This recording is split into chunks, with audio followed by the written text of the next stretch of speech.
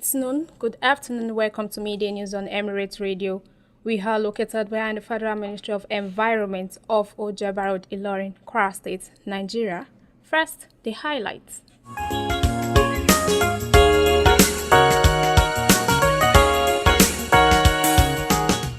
CAN urges leaders to embrace justice and compassion. NYSC loan scheme seen as investment in youth. Kwara begins 2026 Hajj Forum sales at 8.5 million naira. On the foreign scene, China rejects Trump's call for pressure over Ukraine. On sports, Enyama confident Nigeria would reach 2026 World Cup. I am NAJEEBAT Oyerinde, the news in details. The Christian Association of Nigeria has called on political leaders to prioritize justice, fairness, and the welfare of citizens as the nation faces economic and governance challenges.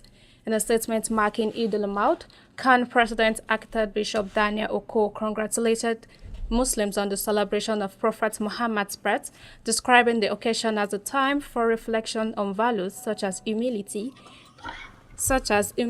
compassion, and devotion to God. CAN noted that these principles transcend religion and urged leaders to adopt them in policy making.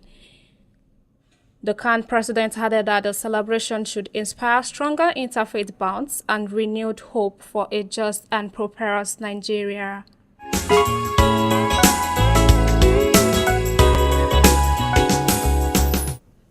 In another bit, the federal government's new loan scheme for National Youth Service Corps members, which provides a 77,000 naira monthly allowance and a 200,000 soft loan, represents more than such term relief introduced under President Bola Tinubu. The initiative aims to ease economic hardship for corps members while giving them seed capital to pursue enterprise and innovation.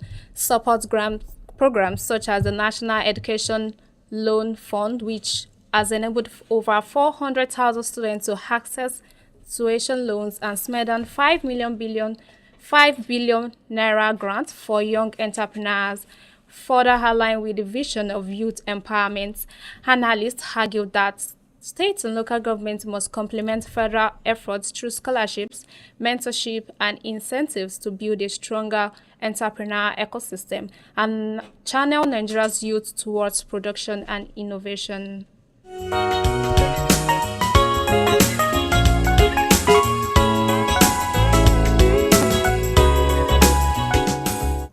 On the home front, the Kwara State Muslim Pilgrims Welfare Board has opened the sale of forms and collection of payments for the 2026 Hajj, with the National Hajj Commission of Nigeria fixing the cost of 8.5 million naira. The state received an allocation of 3,762 slots for the exercise. Executive Secretary of the Board, Alhaji Abdulsalam Abdulkadri, urged intending pilgrims to begin registration early, meet all requirements, and use only official channels to avoid fraud. He said Governor Abdurrahman Abdulrazak has approved an initial 5 million deposit option with the balance due by October 8, 2025. Abdulkadri commended the governor for supporting efforts to ensure a smooth and fulfilling Hajj experience for Kwara pilgrims.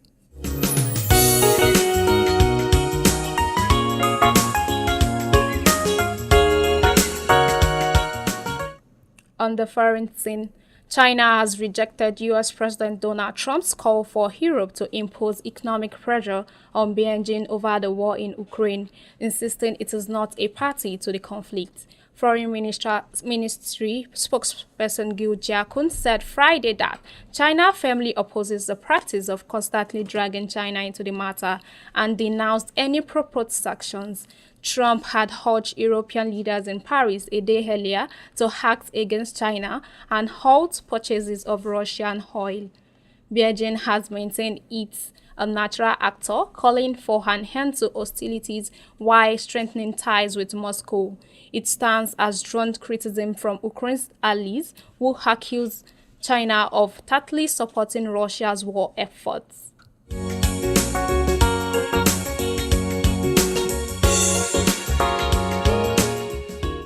On entertainment, Big Brother Naija housemate Faith Adewale has disclosed that he struggles to maintain a close relationship with his mother, saying he wishes she is a better mother.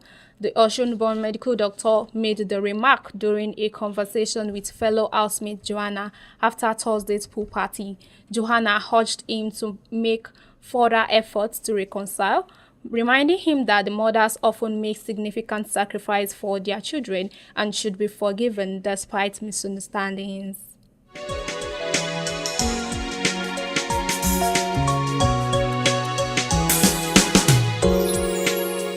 Finally, on sport, former Super Eagles captain Vincent Hinyama says he's confident Nigeria will qualify for the 2026 FIFA World Cup despite their current struggles in the Group C of the African qualifiers. Nigeria sits fourth with 7 points from 6 matches, behind leaders South Africa on 13, Rwanda and Benin Republic with 8 each.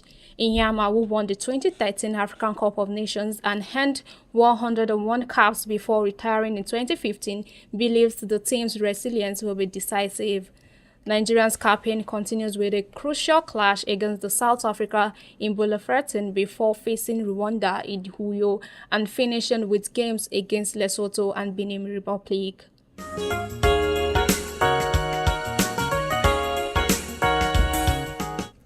You are still listening to the media news. Before I end the news, here's a recap of our top stories.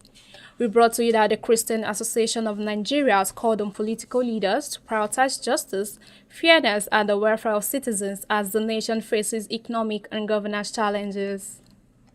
The federal government's new loan scheme for National Youth Service Corps members, which provides a 77,000 monthly allowance and a 200,000 soft loan.